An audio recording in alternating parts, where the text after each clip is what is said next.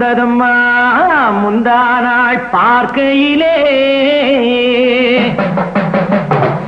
நேசம் பிறந்ததம்மா நேற்று நீ நடக்கையிலே, ஏக்கம் பிறந்ததம்மா இன்று நீ சிரிக்கையிலே, இன்பம் பிறக்கும் அம்மா நாளை இந்த வேளையிலே. ஒரு நாள் கூத்துக்கு மீசையப்பட்டான் மேடையிலே, மறுநாள் பார்க்கையில் மாறி இருந்தான் ஜாடையிலே. ஒரு நாள் கூத்துக்கு மீசையப்பட்டான் மேடையிலே, மறுநாள் பார்க்கையில் மாறி இருந்தான் ஜாடையிலே. மறுநாள் பார்க்கையில் மாறி இருந்தான் ஜாடையிலே.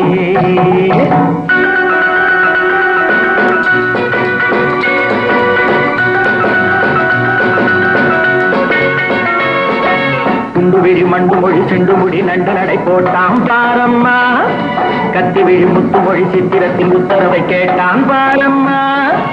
ஒரு நாள் கூத்துக்கு மீசைய வச்சான் மேடையிலே, மறுநாள் பார்க்கையில் மாறி இருந்தான் ஜாடையிலே.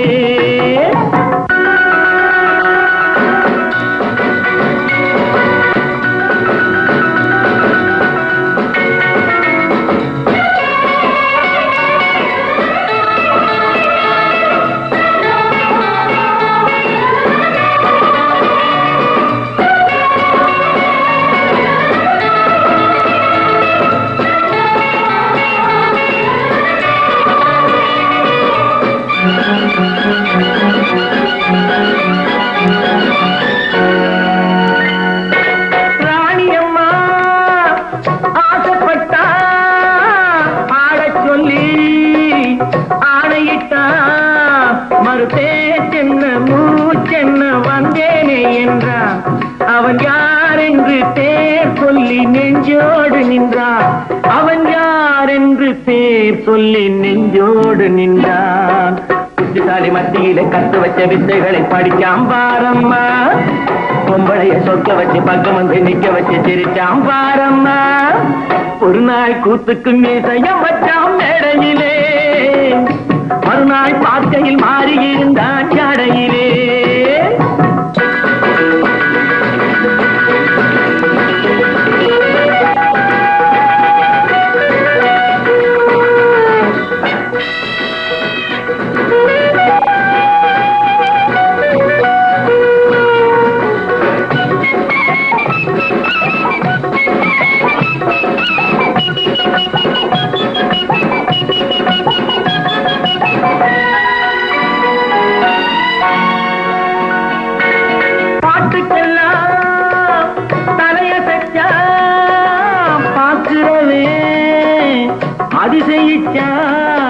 அவன் ஆட்டத்தில் மோகத்தை உண்டாக்கி வச்சான், இந்த கூட்டத்தில் நோட்டத்தை உன்மேல வச்சான், இந்த கூட்டத்தில் நோட்டத்தை உன்மேல வச்சான்.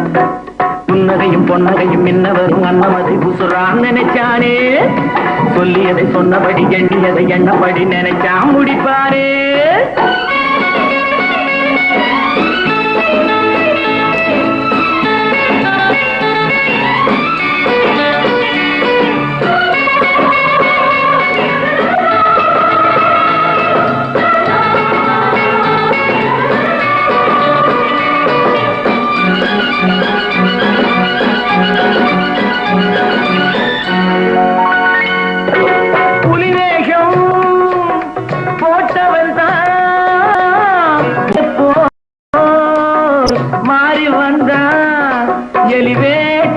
நாள் வைத்து போராட வந்தான், வெளிவேஷத்தை மோசத்தை பொய்யாக்க வந்தான், வெளிவேஷத்தை மோசத்தை பொய்யாக்க வந்தான்.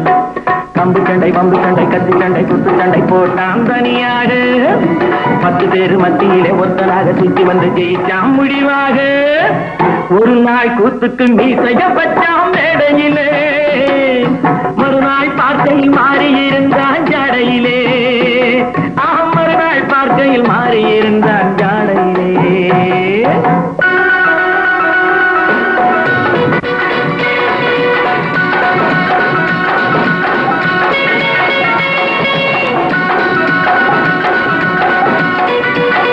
அன்புடன் தமிழக மக்களுக்கும் இதய தெய்வம் டாக்டர் புரட்சி தலைவர் எம்ஜிஆர் அவர்களுக்கும் கோடான கோடி இரத்தத்தின் இரத்தமான உடன்பிறப்புகளுக்கு அண்ணா எம்ஜிஆர் மகான்கள் கழக நிறுவனரும் கழக பொதுச் செயலாளரும் உங்கள் அனைவருக்கும் என் பணிவான வணக்கத்தை தெரிவித்துக் கொள்கிறேன்.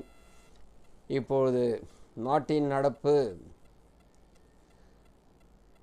அந்தந்த அரசியல் தலைவர்கள் அவரவர்கள் ஒரு போராட்டத்தை அறிவித்திற் கொண்டிருக்கிறார்கள். அதில் ஆளுகின்ற அரசு அவர்களும் போராட்டத்தை அறிவித்திருக்கின்றார்கள். இந்த போராட்டத்தின் வெளிப்பாடு மக்களுக்கு நன்மையா என்று பார்த்தால் கிடையாது. அவர்கள் தங்களை விளம்பரப்படுத்தி கொண்டு எதிர்கட்சிக்காரர்கள் அவர்கள் போராட்டம் நடத்துகிறார்கள் என்றால் அவர்கள் நான் யார் என்று தெரிந்து கொள்வதற்காக போராட்டத்தை நடத்துகிறார்கள். ஆனால் ஆளுகின்ற அரசு இப்பொழுது நான் ஏற்கனவே அந்த பதிவில் போட்டிருக்கிறேன். மும்முனை கொள்கை தேவை, இருமுனை கொள்கை கைவிட வேண்டும் அப்படி என்று அவர்கள் போராட்டத்தை அறிவித்திருக்கின்றார்கள். அதற்காக மத்திய அரசு அவர்களுக்கு நிதி வழங்கப்படவில்லை. கல்வித்துறையில் அவர்கள் வேண்டுமென்றே மத்திய அரசாங்கம் அவர்களை தண்டிக்கப்படுகிறது என்று இப்படியெல்லாம் பல குற்றச்சாட்டுகளை மாண்புமிகு தமிழக முதல்வர்கள், அவரை சார்ந்த அமைச்சர்கள், மற்ற சகோதரர்கள் அனைவரும் மத்திய அரசின் மீது குற்றத்தை சுமத்தப்படுகிறார்கள். நான் ஒன்றை மட்டும் சொல்லிக்கொள்ள ஆசைப்படுகிறேன். புரட்சி தலைவர் எம்ஜிஆர் அவர்கள் ஆளுகின்ற பொழுது கலைஞர் அவர்கள் அவர் செய்யாத போராட்டமே கிடையாது. அவர் விழுந்தாலும் போராட்டம், எழுந்தாலும் போராட்டம், மூச்சு விட்டாலும் போராட்டம், தும்பினாலும் போராட்டம். ஏனென்றால் அவர் பேர் விளங்க வேண்டும் என்பதற்காகவே புரட்சி தலைவருக்கு அவர் செய்ய வேண்டிய என்னென்ன பண்ணணுமோ அத்தனையும் பண்ணிட்டார். என் அருமை நண்பர் ஆட்சி தவறான ஆட்சி இப்படியெல்லாம் அப்படி பிரச்சாரம் பண்ணார். ஆனால் மக்கள் தெளிவாக இருந்தார்கள். அதே நேரத்தில் இந்த நீதிக்கு தண்டனைன்னு ஒரு படத்தை எஸ்.ஏ. சந்திரசேகர் அவர்கள் எடுத்தார். அதில் கலைஞர் அவர்கள்தான் கதை வசனம். புரட்சி தலைவர் ஆட்சியில் தவறான ஒரு கொள்கையெல்லாம் அந்த படத்தில் அவர் வெளிப்படுத்தினார் கலைஞர் அவர்கள். ஆனால் அந்த படம் வெளியிட்டவுடன் அதிமுகவில் இருக்கும் தொண்டர்கள் அத்தனை பேர் கொதித்தெழுந்தார்கள். இது தவறு, இது செய்யக்கூடாது, அப்படி இப்படிலாம் சொன்னாங்க. புரட்சித் தலைவர் ஒன்றும் சொல்ல அமைதியாக இருந்துட்டார். யார் ஒருத்தர் தூண்டுதல் பண்ணுறாங்களோ, யார் ஒருத்தர் போராட்டங்கள் நடத்துகிறாங்களோ அவங்க மக்களுக்காக அல்ல, தங்களை வளர்த்து கொள்வதற்காக. நீங்கள் ஒரு படம் அது மாதிரி எடுத்துட்டாருன்றதுக்காக நீங்கள் அது மாதிரிலாம் தப்பானதெல்லாம் பண்ணாதீங்க. அது பாட்டு படம் ஓடும், அது பாட்டு அமைதியாகிடும், நீங்கள் ஒன்றுமே கண்டுக்காதீங்கன்ட்டார். அவர் புரட்சி தலைவர், அவர் சாணக்கியன், உண்மையான அரசியல்வாதி. அந்த படத்துக்கு தடையெல்லாம் போட சொன்னாங்க, அதெல்லாம் போடவே இல்லை. அந்த படம் பாட்டுன்னு அது பாட்டு ஓடிடுது. அதனால் எஸ்.ஏ. சந்திரசேகர் அவர்கள் பயந்தார். இது என்னடா இது, ஒரு மாண்புமிகு முதல்வருக்கு நாம் எதிராளி ஆகிடும்போது கலைஞர் கதை வசனம் இந்த படத்தில் எழுதுனால நமக்கு பெரிய பிரச்சனை ஆகிடுமோன்னு அவர் பயந்தார். ஆனால் புரட்சி தலைவர் எஸ்.ஏ. சந்திரசேகர் அவர்களை அழைத்து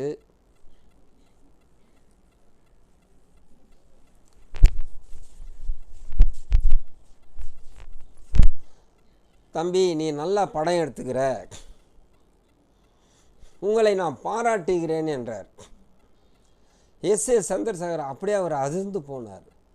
என்னடா நம்ம கேள்விப்பட்டோம், புரட்சி தலைவர் முதல்வர் அவர்கள் வீட்டில் இட்டுட்டு போய் எல்லாம் அடிப்பாங்க, கொல்லுவாங்க, இப்படிலாம் சொல்லி கேள்விப்பட்டுக்கிறோம். ஆனால் இவர் கலைஞர் எழுதிய கதை வசனத்துக்கு அவர் பாராட்ட தெரிவிக்கிறாரு. அப்போது புரட்சி தலைவர் அழகாக சொன்னார், கலையுலகத்தில் இப்படிதான் என்ற ஒரு நிலைப்பாடு இருக்கின்றது. ஆனால் இன்று அது வரம்பு மீறி போகின்றது. நீங்கள் கவனமாக இருங்கள் என்று சொல்லி அவரை பாராட்டி அனுப்பினார். இந்த உதாரணம் ஏன் சொல்கிறேன்னா, இன்றைக்கி மாண்புமிகு முதல்வர் அவர்கள் அவர் பத்திரிகையில் பேட்டி கொடுக்குறார். எங்களுக்கு 10,000 கோடி நிதி கொடுத்தால் கூட நாங்கள் வாங்க மாட்டோம். ஏங்க நீங்கள் நிதிக்கு தானேங்க சண்டை போடுறீங்க. அப்புறம் 10,000 கோடி கொடுத்தா கூட நாங்கள் வாங்க மாட்டோன்னாக்கா இது யாரை ஏமாத்துறீங்க நீங்கள்? இப்படியாவது சொன்னாலும் மத்திய அரசாங்கம் நமக்கு தருமான்ற ஒரு நிலைப்பாடில் நீங்கள் இருக்கிறீங்க. நீங்களாம் ஜால வார்த்தையில் பேசுபவர்கள், மன்னாதி மன்னர்கள். அது உங்களுக்கு சொல்லி தர வேண்டாம். மக்களுக்கு என்ன தேவை, அவர்களுடைய குறைபாடுகள் என்ன, அவர்களுடைய பிரச்சனை என்ன, அதை தான் நீங்கள் எடுத்து செல்ல வேண்டுமே தவிர, அதை விட்டு இன்னும் இருக்கிறது உங்களுக்கு 1 வருஷம்தான். இந்த 1 வருஷத்தில் நீங்கள் என்னென்ன பொய் பேசுங்களோ அந்த மக்களுக்கு தான் தெரியும். இப்போது எங்களுக்கு நிதி இல்லைன்றீங்க, நான் ஒத்துக்கிறேன், நியாயமான வார்த்தை. ஒரு தமிழக அரசுக்கு நிதி இல்லைன்றாங்க. மாற்றுத்திறனாளிகளுக்கு அவர்களுக்கு எல்லோருக்கும் நாங்கள் பணி அமர்த்துவோம். அது என்னது 4 வருடம் முடிந்த பிறகு தான் மாற்றுத்திறனாளியை பற்றி நீங்கள் நினைப்பீங்களா? இதுனா ஓட்டு வாங்கிறதுக்கு? அதெல்லாம் மக்களாகிய நீங்கள் சிந்திங்க. என்னடா பிஎஸ்எல் ராஜா இப்படிலாம் கேள்வி கேட்குறாருன்னு நினைக்காத. சிந்தித்து பார்த்து செய்கையை மாற்று, சிறுசாக இருக்க திருத்திக்கோ. 4 ஆண்டு காலம் நீங்கள் ஆட்சி செய்தீர்கள், அப்பொழுது அந்த மாற்றுத்திறனாளி உங்கள் கண்ணில் தென்படவில்லையா? இப்போ நிதி ஆதாரம் இல்லை என்று சொல்லப்படுகிற இந்த நேரத்தில் அவர்கள் மாற்றுத்திறனாளிகளுக்கு அரசு பணியில் அமர்த்துவோம் என்று சொல்லப்படுகிற, அப்போ அவர்களுக்கு எப்படி அந்த நிதி கிடைக்கும்? நிதி வந்து கொண்டேதான் இருக்கின்றது.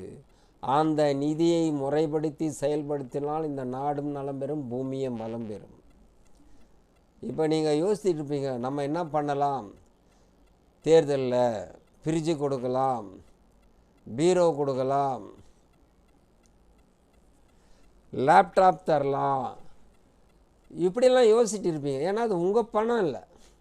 இந்த அப்பாவி மக்கள் இரத்தத்தை வேர்வையாக சிந்தி செலுத்துகின்ற வரி பணத்தில் அதை நீங்கள் அறிக்கை விடுங்க. ஆனால் இதை பற்றி நீதிமன்றமும் கண்டனம் தெரிவிச்சது, பல முறை தெரிவிச்சு. இது முறையற்ற செயல்பாடு, அரசியல்வாதிகள் இந்த இலவசத்தை அறிவிக்கக்கூடாது என்று. அவங்களுக்கு அதை பற்றிலாம் கவலை, நீ பான்னு சொல்லிட்டு நான் பான்னு செய்துகிட்டே இருப்பேன். ஆனால் இதை யோசிக்க வேண்டியது அப்பாவி மக்கள். நம் வரி பணத்தை எடுத்து தான் இவர்களுக்கு அந்த பெரியவங்க சொல்லுவாங்க,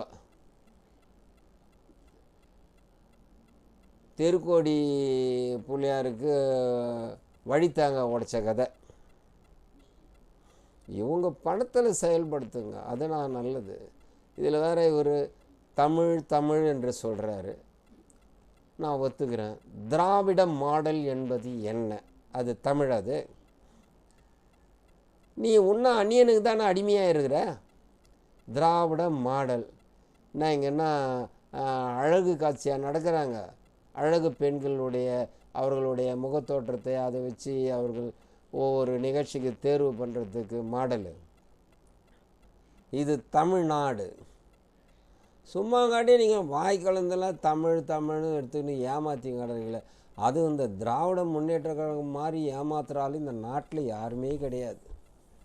அது என்றைக்கு தான் இந்த மக்கள் மாறுவாங்களோ அதுவும் தெரியல.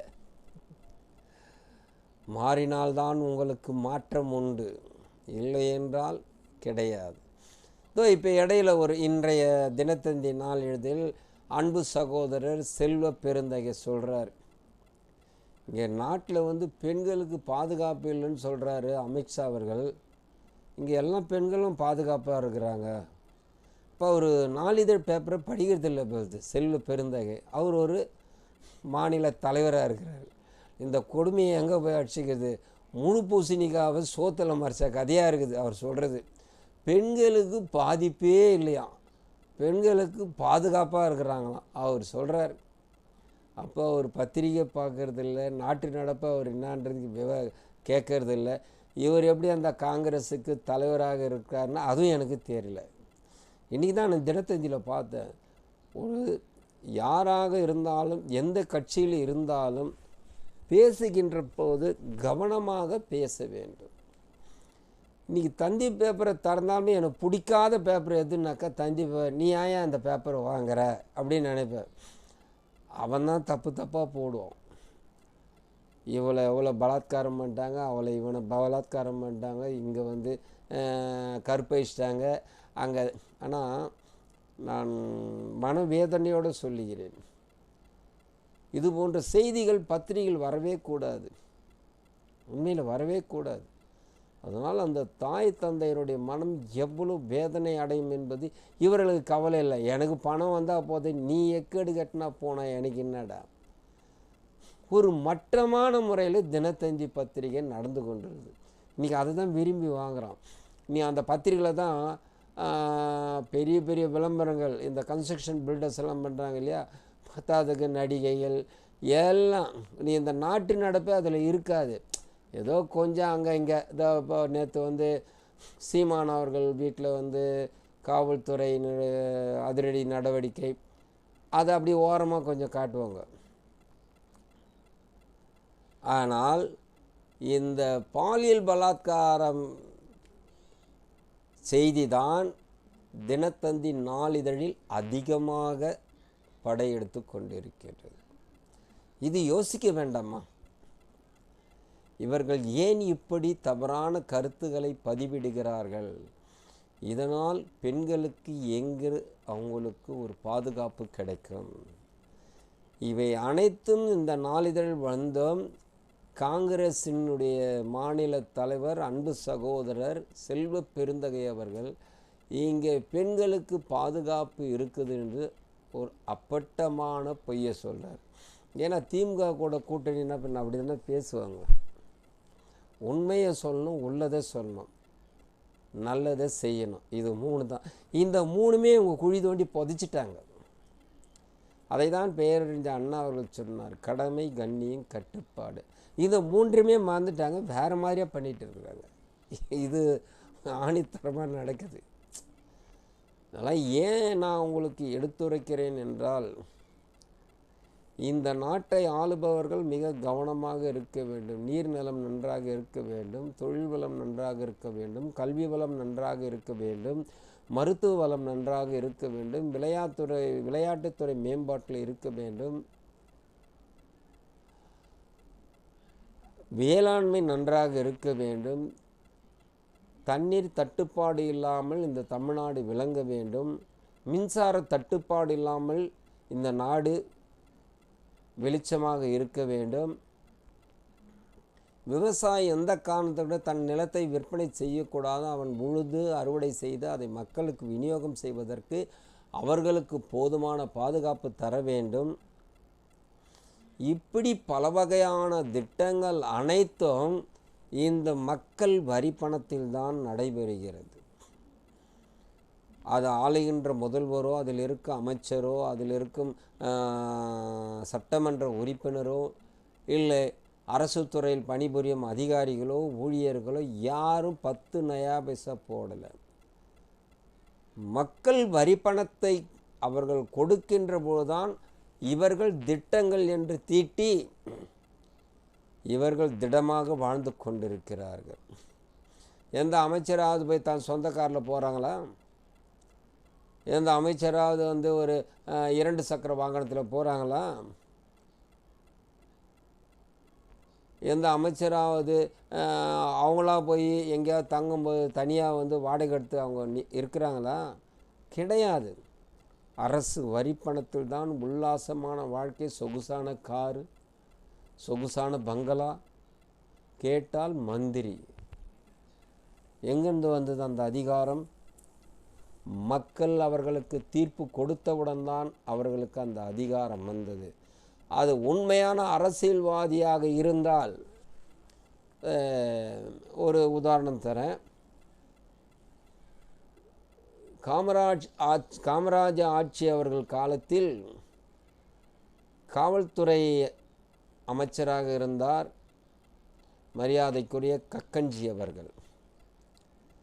அவர்கள் அந்த காலத்தை கடந்த பிறகு புரட்சி தலைவர் ஆளுகின்ற நேரத்தில் மதுரை மருத்துவமனையில் அப்பொழுது மேயராக இருந்து கொண்டிருந்தவர் மதுரை முத்து அவர்கள் அந்த மருத்துவமனையில் சேர்க்கப்பட்டிருக்காங்க. புரட்சித் தலைவர் பார்த்துவிட்டு திரும்பி வரும்பொழுது அந்த அதிகாரி, ஐயா இங்கே காமராஜ் ஆட்சி காலத்தில் இருந்த கக்கஞ்சி ஐயா அவர்கள் மருத்துவமனையில் இருக்கிறார் என்று சொன்னவுடன் புரட்சித் தலைவர் கோபப்பட்டார்.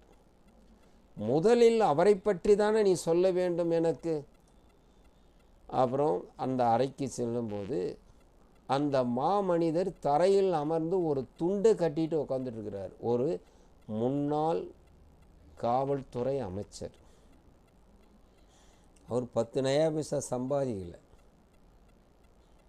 அவர் எதுவுமே இல்லை.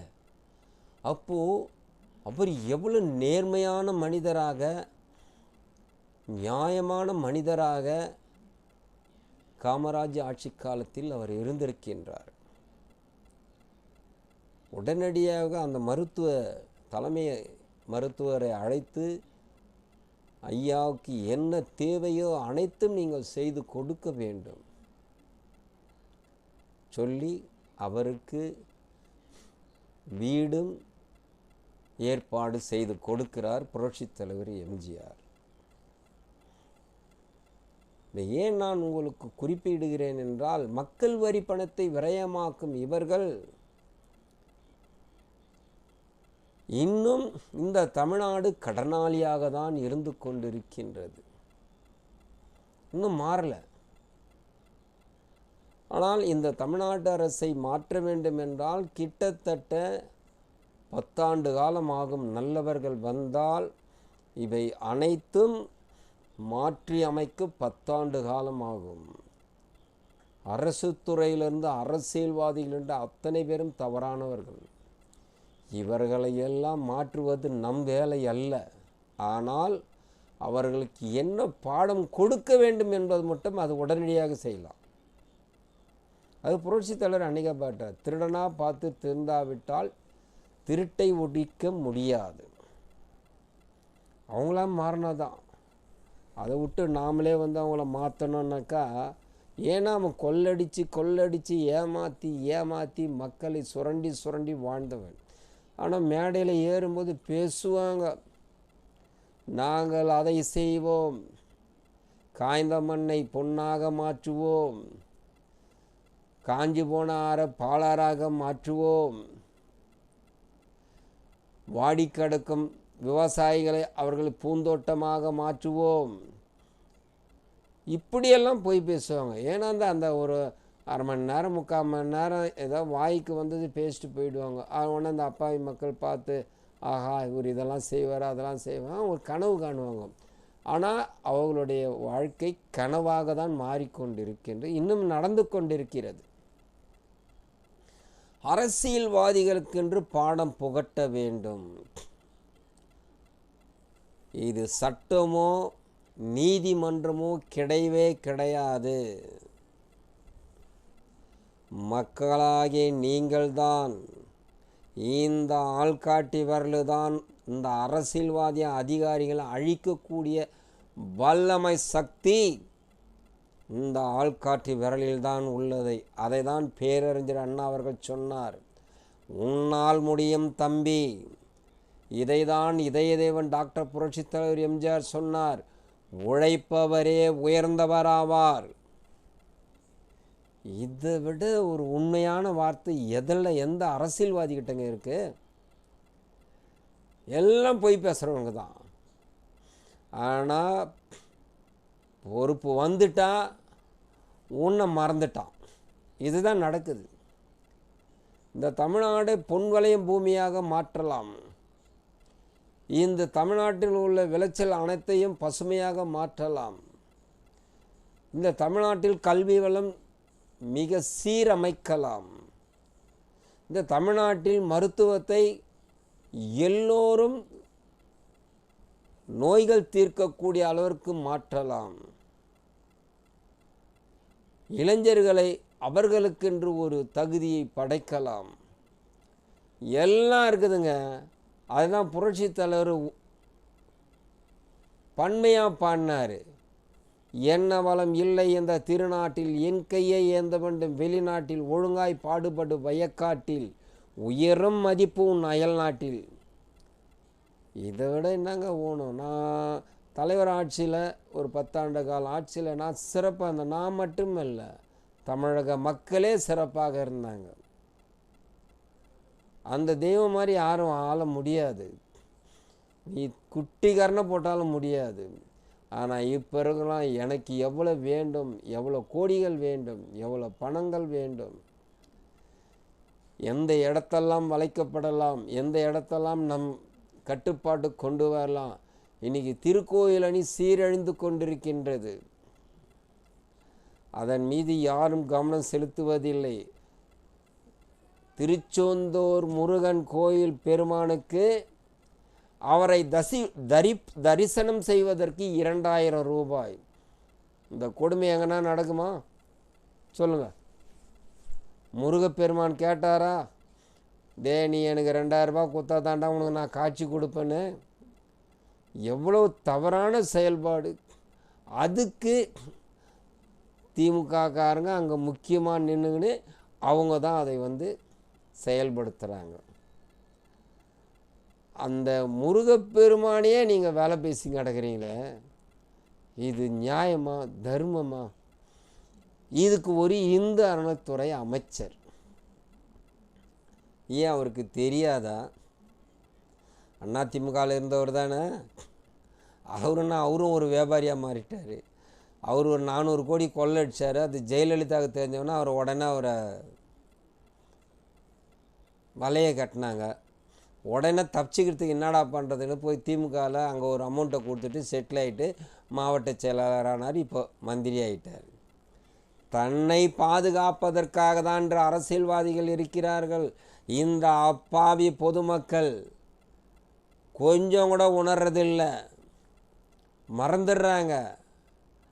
நீ எனக்கு ஒரு 200 ரூபாய் கொடுத்தி 500 ரூபாய் கொடுத்தா அவனுக்கு ஓட்டு போட்டுறேன் போப்பா. சிந்தியுங்கள், சீர்தூக்கி பாருங்கள். எனக்கு மனவேதனையாக இருக்கின்றது. நீங்கள் பலப்பட்டால் தான் இந்த நாடு நலம் பெறும். நீங்கள் நலம் பெறலைன்னா இந்த நாடே நாசமாக போடும். கொஞ்சம் உங்களை மாற்றிக்கொள்ளுங்கள். வருகின்ற 2026 அதுக்கான உண்டான பணியை இந்த எளியவன் துவங்கி இருக்கின்றேன். அண்ணாவின் தம்பியாக, இதய தெய்வம் டாக்டர் புரட்சித் தலைவர் எம்ஜிஆரின் எளிய தொண்டனாக வருகின்ற 2026 நாம் எப்படியாவது உழைப்போம், மக்களுக்கு நன்மை செய்வோம். என்கிட்ட சொல்லுவாங்க, என்ன ராஜா ஜாம்பவங்களாம் இருக்கிறாங்க, திமுகவில் இருக்காங்க, அண்ணா திமுகவில் இருக்காங்க, இருந்து என்ன பண்ணுறது? மக்களுக்கு பலனா சொல்லுங்கள்? மக்களுக்கு பலனா? அவங்களுக்கு பலன், மக்களுக்கு பாதிப்பு. இப்போ ஒரு எம்எல்ஏ எடுத்துங்க, மாவட்ட செயலர் தான், இதெல்லாம் சிபிஐ போய் அவங்கள ரைடு கொடுத்தா உடனே அது முடிஞ்சிடுதா? இந்த அரசியல்வாதி மக்கள்கிட்ட கொள்ளடித்த பணத்தை அத்தனை இந்த மக்கள் தான் மீட்கணும். அதுக்கு சிபிஐலாம் கூடாது, நீதிமன்றம் கூடாது, சட்டம் கூடாது. மக்கள் தான் அதிகாரம் கொடுப்பவர்கள். அந்த மக்களே அதிகாரத்தை எடுத்துக்கொண்டு கொள்ளையடித்து பணத்தை மீட்க வேண்டும். இந்த தமிழ்நாட்டு கடனாளியாகி இருக்கிறார்களே, அந்த கடனை அவர்கள் அடைக்க வேண்டும். அது மக்களால் மட்டும்தான் முடியுமே தவிர எந்த அதிகாரியாலும் அமைச்சராலும் செயல்படுத்த முடியாது. அவர்களுக்கென்று சேர்த்துக்கொள்வார்கள். உங்களை இப்பொழுது நட்டாற்றில் தான் விடப்பட்டிருக்கிறார்கள். நீங்கள் எடுத்துங்க, ஒரு 234 சட்டமன்றம். ஒரு சட்டமன்றத்தில் கிட்டத்தட்ட 3 லட்சம் ஓட்டு, 3.5 லட்சம் ஓட்டு, 2 லட்சம் ஓட்டு, 2.5 லட்சம் ஓட்டு. இந்த 2 லட்சமே வச்சுங்க. இந்த 500 ரூபா கொடுக்குறான்னா எவ்வளோ பேர் கொடுப்பான்? அந்த 2 லட்சம் மக்களும் கொடுத்துருவானா? கொடுக்க மாட்டான். அது உன் பணம், உன்னிடம் அடித்த கொள்ளை பணம். அவன் 500 ரூபா கொடுத்துட்டு அவன் 50,000 கோடி ஆட்டையை போட்டுடுறான்.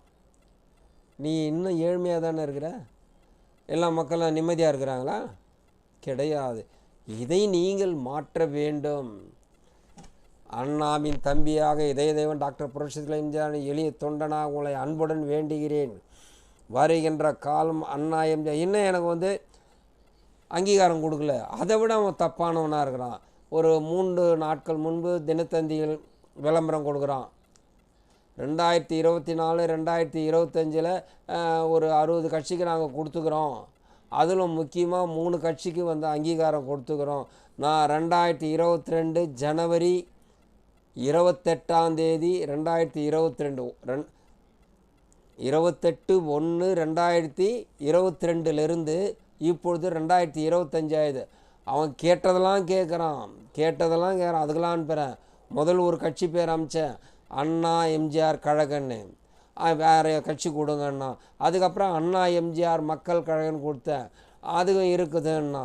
அதுக்கப்புறம் அண்ணா எம்ஜிஆர் மறுமலர்ச்சி கழகன்னு கொடுத்தேன், அதுவும் இருக்குதுன்னா.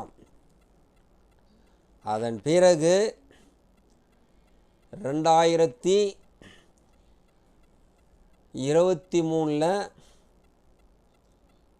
9ஆம் மாதம் கட்சி பேரை கொடுக்குறாங்க. 9ஆம் மாதம் பத்திரிகையில் நான் விளம்பரம் கொடுக்குறேன். 2023 4 பத்திரிகையில், தமிழ் பத்திரிகை 2, ஆங்கில பத்திரிகை கொடுக்குறேன். இன்னும் எனக்கு அங்கீகாரம் கொடுக்கல. நேற்று தான் உருவாக்கினார் விஜய் அவர்கள், அவருக்கு அங்கீகாரம் கொடுத்துட்டான். இதிலேருந்து நியாய நீதி எங்கே இருக்குன்னு பார்த்து மக்களாகிய நீங்கள் தீர்ப்பு கொடுங்கள். இந்த பதிவை நிறைவு செய்கிறேன். வாழ்க அண்ணா நாமம், வாழ்க புரட்சித் தலைவர் எம்ஜிஆர் நாமம்.